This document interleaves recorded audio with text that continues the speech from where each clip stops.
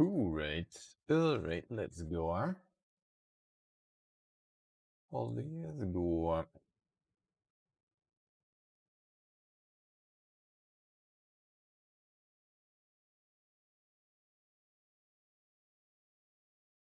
Get to the kitchen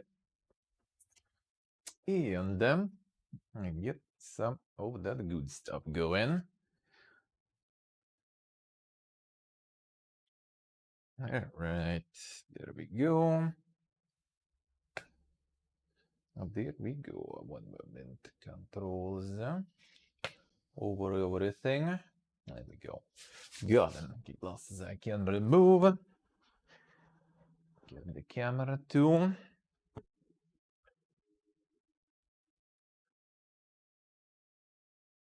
Get that cam.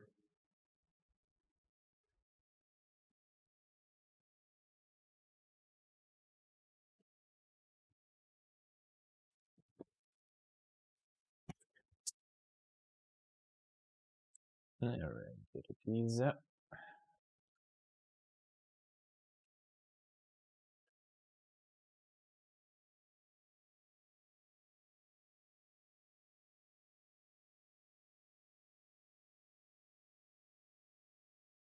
Go.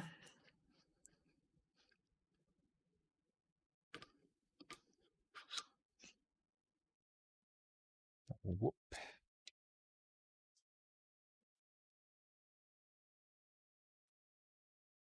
And done.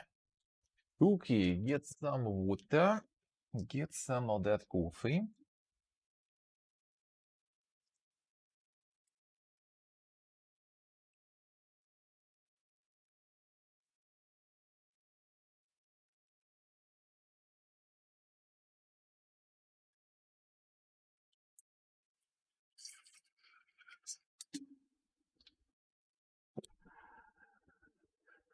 There we go. Oh, there we go.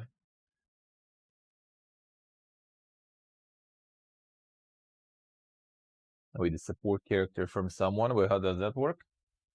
How does that work? Actually, I haven't done that yet. I saw it, but I didn't do it. What does that do? What does that do? Monta's pretty good. Yeah, that's good. That is nice. Now, for the beginning of February, I was a little sad. But for now, we good. You are good, man. This is the number that would be very nice to maintain. Kind of wanted to put it to this amount at some point, but then after February, I was like, well, shit.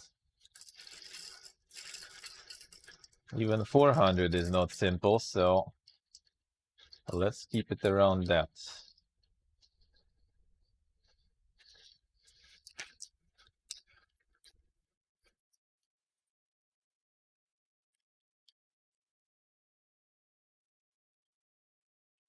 Ah, I see, Steve. All right. Oh, you can kind of like try that way? We assign support. Wait, so like some other player can take it, I guess? Or is your characters only that I don't get? Oh, some other character, some other player can. Okay, that's interesting. Interesting. But the month been good. Month been pretty good. Thank you, guys. That is very nice. Considering we're all still discussing the moving and everything, and that would sure be nice to have the numbers go high.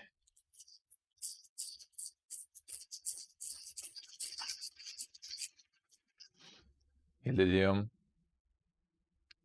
That's done. If everything's good there. Hope everything is good.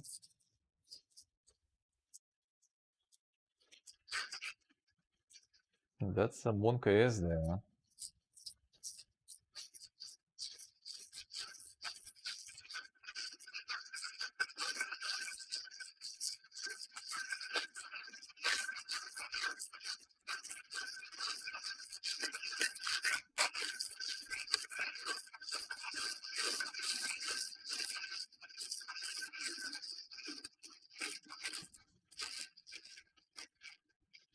It was nothing? Alright, well that's good at least.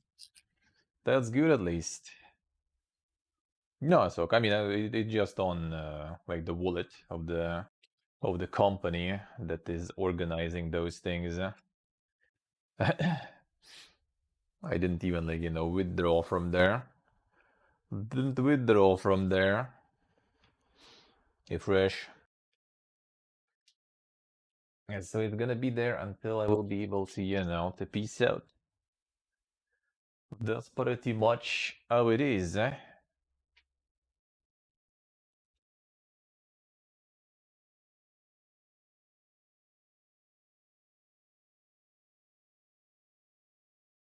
Yo.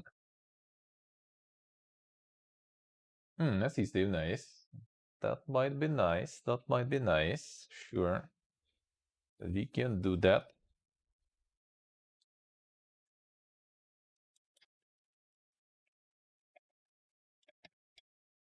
I see, alright. The fresh rage, alright. Insane.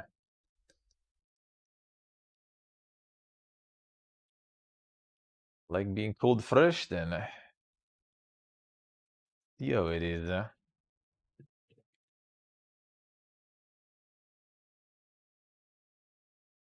A little chicory there.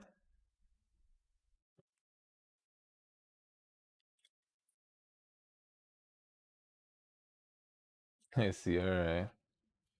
Actually fresh.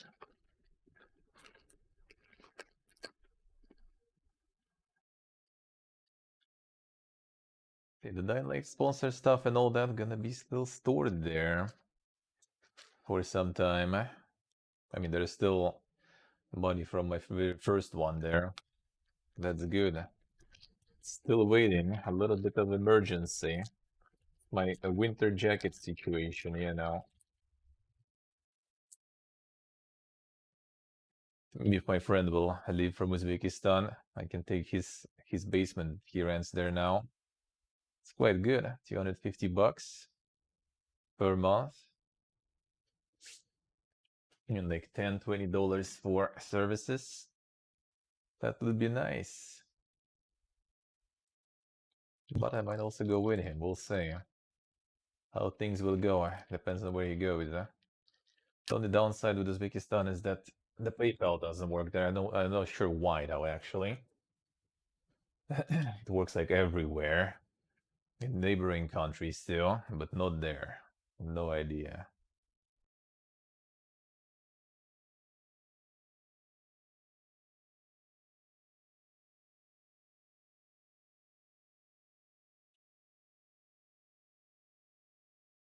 But there's also a bunch of people there in the same house, but basement is good enough. We'll see. We'll see. My other friend also kind of started to think more and more about it, but yeah, the finances are even worse for him, so we'll see how that will go.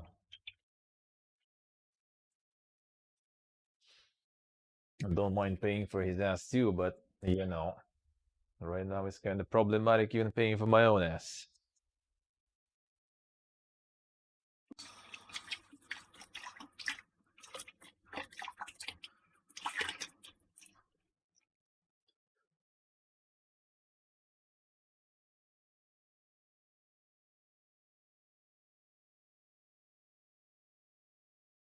That also not sure when even. We'll see.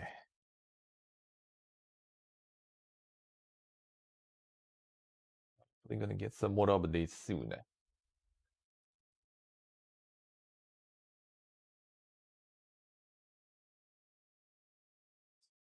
Just getting PayPal back already would be huge.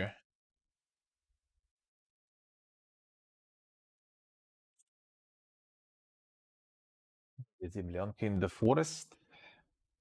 Well, I mean, it still would be here though. That's the thing. Staying here, I don't mind staying in my own apartment then.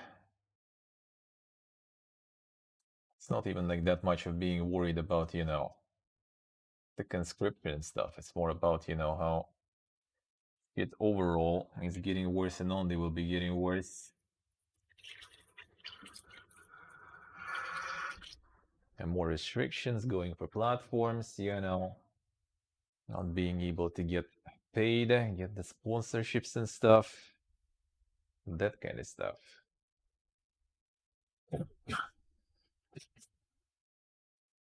All right, clean the grinder.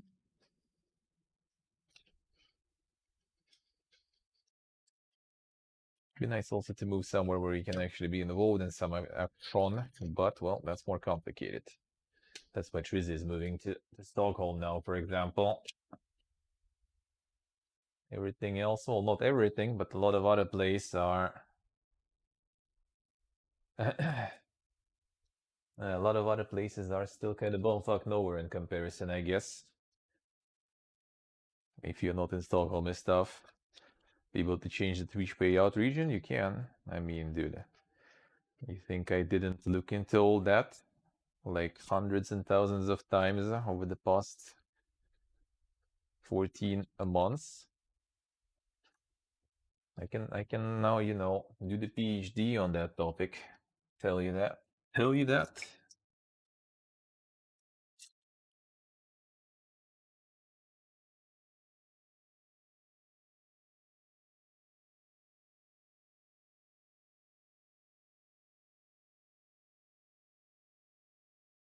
Yes, okay. Well, I mean, I think he was open to look for the job too, because I think even up there, living up there wasn't really, you know, paying the bills that well. Despite the chat that loves to meme about the billionaire, you know, the rich Swedish people, it wasn't as good, eh? Let's put it that way. Special rules for Gulag citizens? There's no special rules for anyone.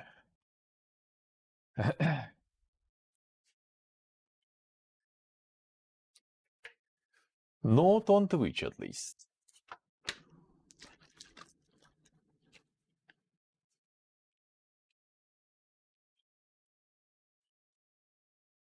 And that's what I'm kind of planning. We'll see. It's all complicated.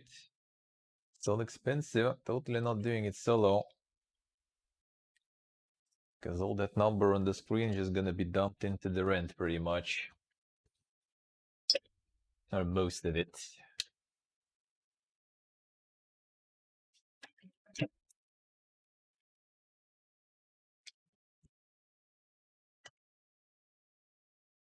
All you need to do is to change your tax residency or to open a company. Whatever you prefer. Tax residency just takes 6 months. Opening the company might be a bit faster. So we'll see. We'll see. As I said, the paychecks are not even like that big of a deal. I mean, it's a big deal, but you know, it can wait. More about, you know, missing opportunities from all the like the games and stuff and sponsorships that were appearing in the past months all of a sudden.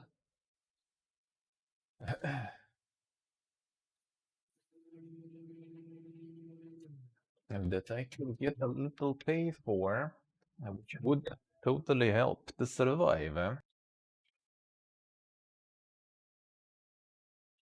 Whoop. Oh, yeah, we'll see how it will go for sure. I think you already for a while wanted to. I was considering getting some job too before. Oh, maybe he'll be able to sustain from just streaming. Also wants to go alone, I think he said, with no roommates and everything. Hey Zip hello. How we doing, man?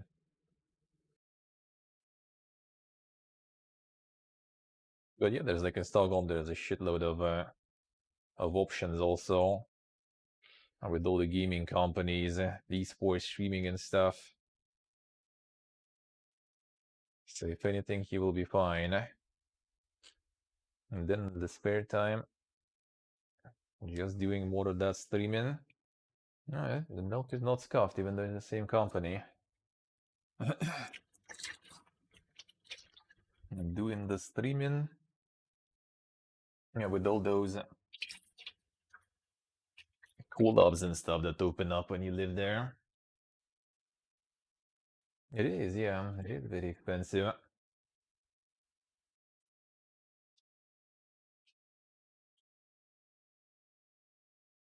This is what I say.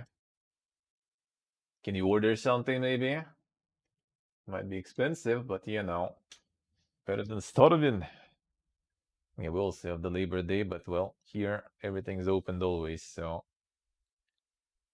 I forgot what it is, to be worried about which day it is, to go to the store. It used to be like that in like 90s.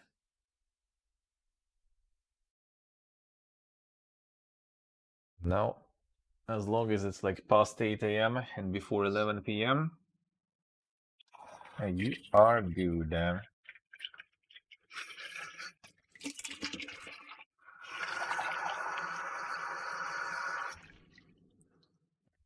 Except for like 1st of January.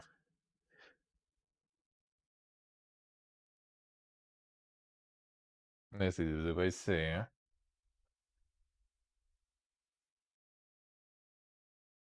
Slower past pizza past 11. Well, I mean, there are stores that work past 11 too, so there are still options, but like yeah, that's not something, just go outside and get to the store type of option. I need to travel a little or order.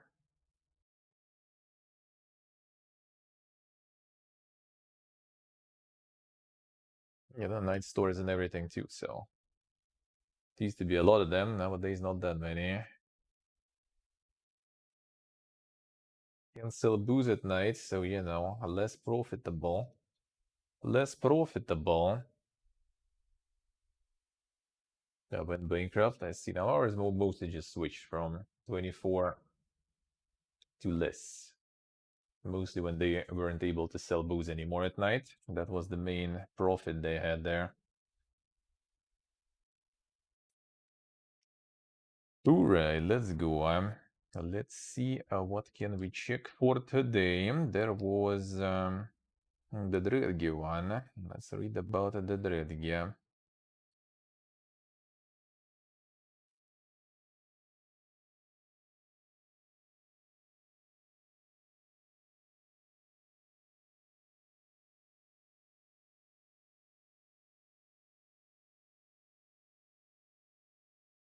Alright, let's go. Get some Dredge interview there from the game dev perspective. There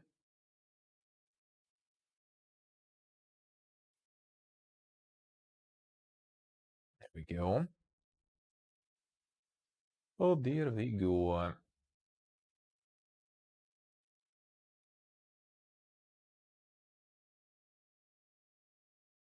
Good enough, Upton. Good enough.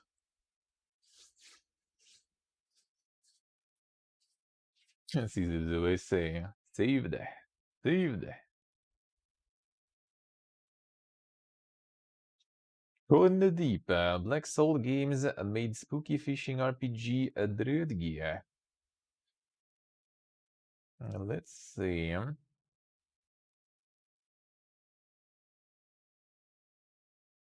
A New Zealand-based developer. Drödge already surpassed its wildest expectations. A bit to understand how the studio summoned its Barnacle-class success story from the briny depths of game development, we caught up with Joel Mason, programmer-writer Alex Ritchie, a lead artist, and Mikey Boston's 3D artist animator. A post-mortem set on the high seas. Alright, the biggest challenges when developing Redgi was finessing how the water itself should behave.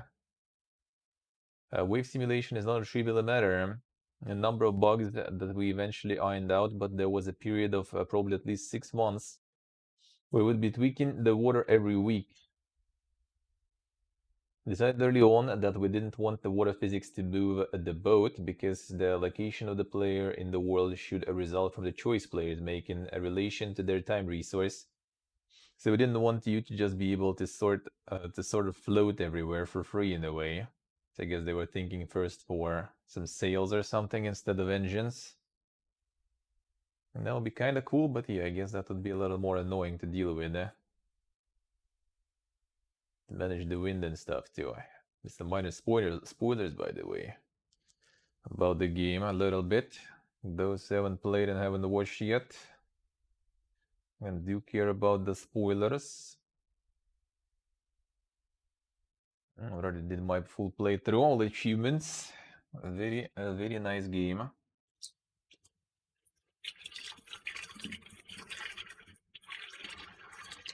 A very nice game, eh?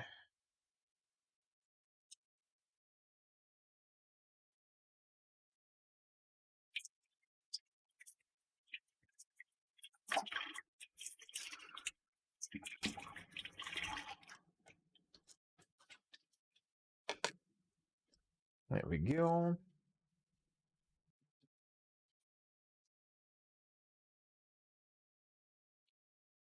Alright. She revealed there was one version of the game where the waves would slowly move a player boat, pulling them out of the sea like a piece of driftwood. So they quickly nip that behavior in the bud because movement and drag directly correlates the game's time resource, pushing its day-night cycle forward. Oh yeah, when you don't move, time doesn't move. True. I was thinking more from perspective of, like day and night, so you need to kind of be fast, but yeah, it actually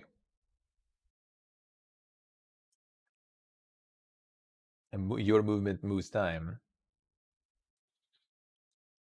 Team didn't want to leave a workaround even if it was rather unpredictable.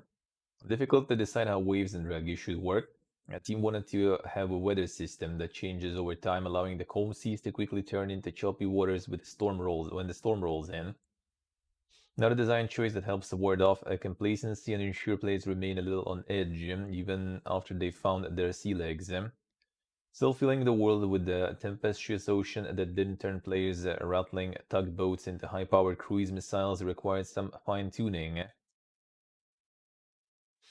Combination of particularly steep waves and a boat that has a decent number of upgrades engines can result in the ramp. So there was a time where if you were going fast enough, you could actually fly. You would get enough lift, and then of course you would land again and sink down to the bottom of the ocean and bounce around. Damn son. That would be quite wicked there. To counter that, we employed some physics manipulation and also balanced things by asking questions like what the maximum speed we ever want players to go. Also affects the position of the islands in our world and how far apart points of interest needed to be, so it was really important to get that right. She explains the team also played around with the shape of waves to prevent players from catching air, smoothing down inclines, and doing whatever they could to make them less appealing to Tony Hawk wannabes. Ended up just going with a simple assigned wave shapes. And visually that was only slightly different anyway. Technically, you could say they look less realistic, but our game is realistic, and the gameplay was much better for the change. Then we also tweaked movement. For instance, we had to figure out how much damping to put on the speed of the boat to make it so that when players encounter bigger waves, they are slowed down even more. Also have a whole system for painting the wave height in the world, and so whenever you're near an island, we have a texture that controls the maximum possible wave height. It's always set to 0 at the edge of islands, so that waves can't lift the boat up and beach players. She done that with using Unity's built-in physics, which makes it very easy to get going, but then we also have to wrangle with that system, which wants to be very realistic and physically accurate to create something more controlled. Just the Unity physics.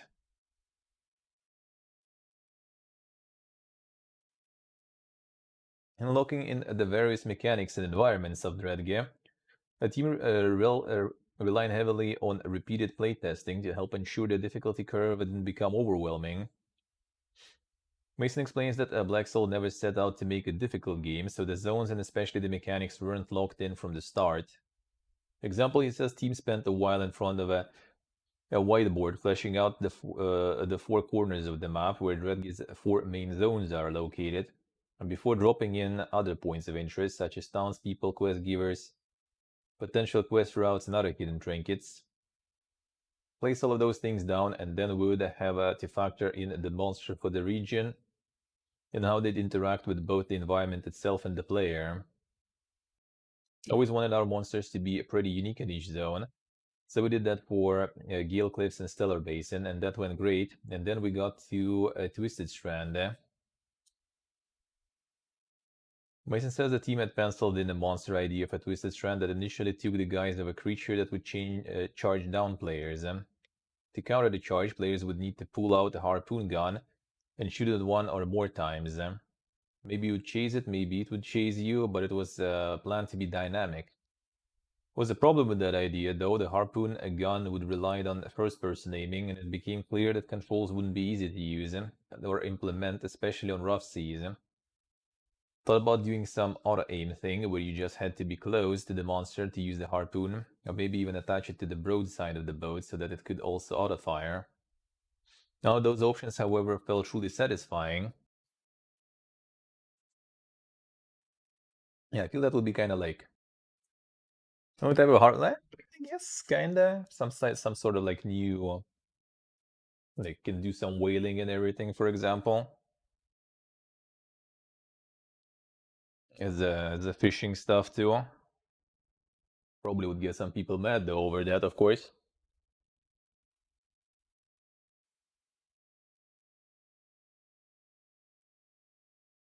Now the issues around harpoon because now players have access to a gun. So what are they going to What are they going to harpoon? And there's obviously a whale that shows up in the game.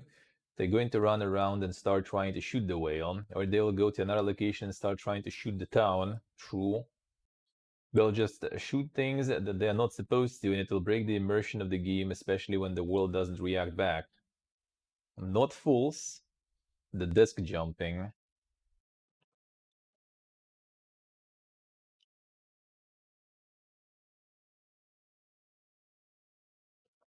Hell yeah. The disc jump phenomenon, eh? When you allow people too much and that breaks the immersion.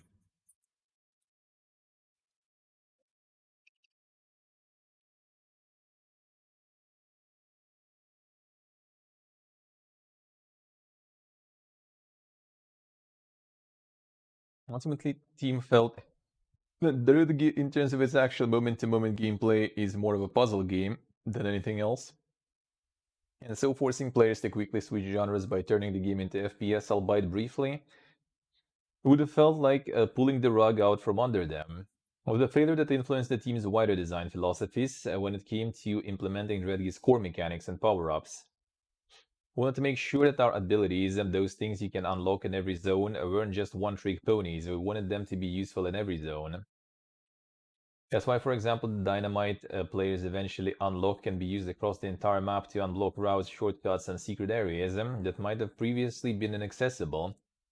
Also encourages players to revisit zones after they've completed their respective quest lines to see what they missed last time around. That in turn feeds into the title's underlying time management mechanic, as each of those longer journeys to the larger zones will consume more daylight, increasing the risk of players being caught out at night and encouraging all manner of unsavory creatures that could bring about wreck and ruin. Yeah, the harpoon gun goes ham. Moments of horror and tension that arise from players being forced to confront the moonlit abyss are the main reason Plexel chose to lean into a time as a resource. Team explains that the early prototype actually asked players to focus on fuel management, but it was challenging to make that specific loop feel like anything other than tedious busy work. Yeah, that probably wouldn't be that fun. We added fuel to the prototype, and there were a few different thoughts behind it. One was that players should have to push a refuel button every time they visit the dock, but when they did that, it felt like a nothing transaction because fuel was really cheap. But if you forgot to push it, that sucked.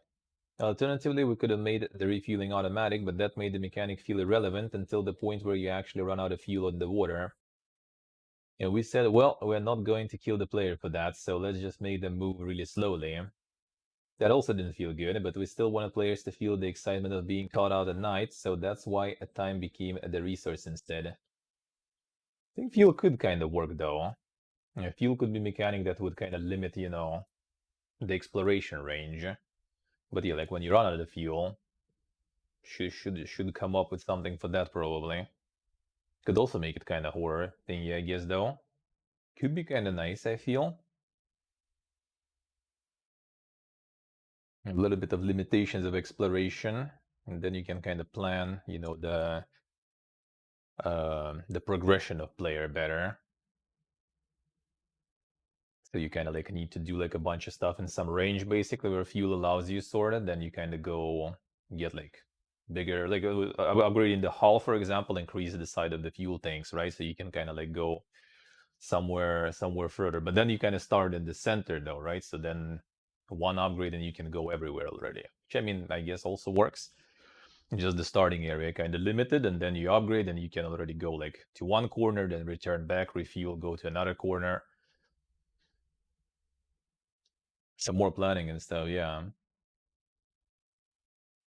Like in space games, yeah. So you have like the already kind of the capacity of your storage for the stuff you found and you caught, and you also have like the fuel limitations too. And then you have like the night daytime also. Like giving amount of fuel that would be enough to like, you know, go through the day and kind of like part of the night. So it's more like tempting to go in the night to kind of min-max, I guess, or something. Discussing those early prototypes, Richie says the core gameplay loop that has always been the backbone of Dreadgeese: go out, get fish, sell, upgrade, go out, get caught at night. That said, in the original prototype, none of the fishing mini-games that prop up the mechanic actually existed. Players simply held a button down and their fish were reeled in. Then they would need to figure out how to fit it into their spatial inventory, which itself was added to replace a simple inventory list that didn't really contribute to gameplay. Yeah, the inventory stuff was fun. I like that. The get caught at night part kind of wasn't really that crazy, to be honest. Like, there was nothing really pushing you to go there at night, really, too much. Like some of the fish that you can catch only at night, but then again, you don't really get like uh pressure too much, I guess, to do it, and you don't even get like that much kind of like tension build up, I feel. And then later you already have like some Giga engines and stuff, Giga lights, you just kind of like ignore everything, just go. You don't even care anymore.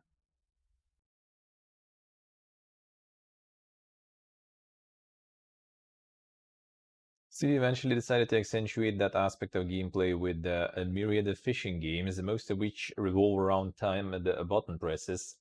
They never wanted those to feel a make or break. So our core design pillars that was that fishing should not be frustrating. It also needed to be reasonably accessible as well. I'm a huge fan of Stardew Valley, and everything about that game, except perhaps the fishing, is just too finicky and frustrating. It's kind of tricky. I kind of like it though. I did a lot of fishing in Stardew in the beginning, actually. That was all I was doing at the start, I think. Removes me from the experience. That's why one of our core pillars was that the fishing minigames in Dread game must be optional. Start the minigames, you're already catching the fish, whether you're pushing any buttons or not. It's just happening, and you can either help it along or potentially hinder it if you mess up that skill check. But if you do nothing, it still completes itself. That is true, even though like it's not like specified. You kind of notice it later, obviously on your own, but still. Adds a bit of risk reward while keeping fishing fairly accessible.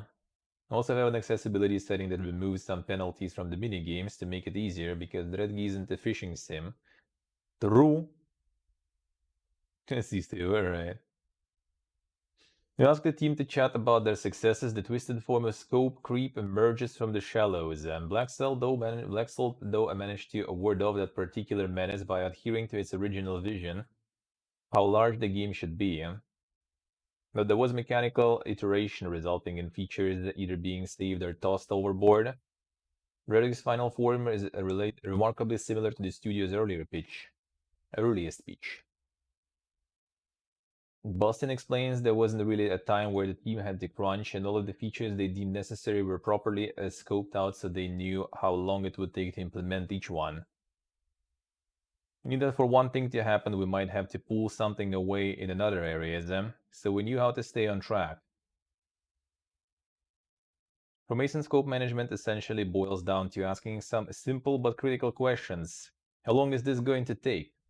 And is this feature actually worth the time investment? Will it actually improve the product? Richie Winnewall notes that the art style the team chose from for Dreadgear also helped ensure development never became too chaotic. Feels the painter look is appropriate for the game. Knows that it's also a production-friendly aesthetic that allowed the team to stay on track. Had chosen to do something with more detail or fully 3D characters, it would have taken a lot more time, but I'm still really happy with how it looks, and when you consider how much time it actually takes to make an asset versus how good it looks in the final product, I think it worked out well. And I do think so too. Game was really good. That game was very good. Alright. I'll get to some more. I will get to some more.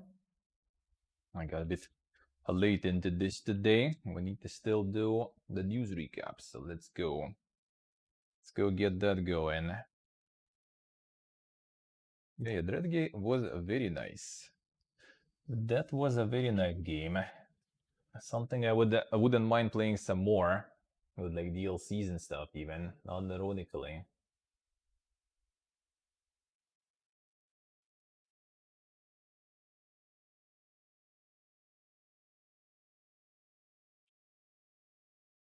Unironically would be nice.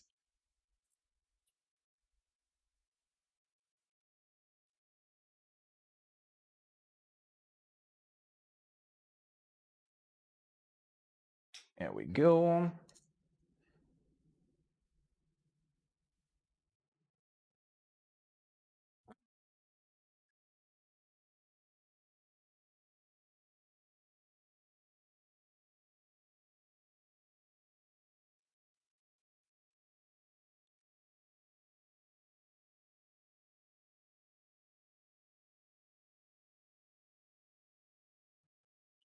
Yeah.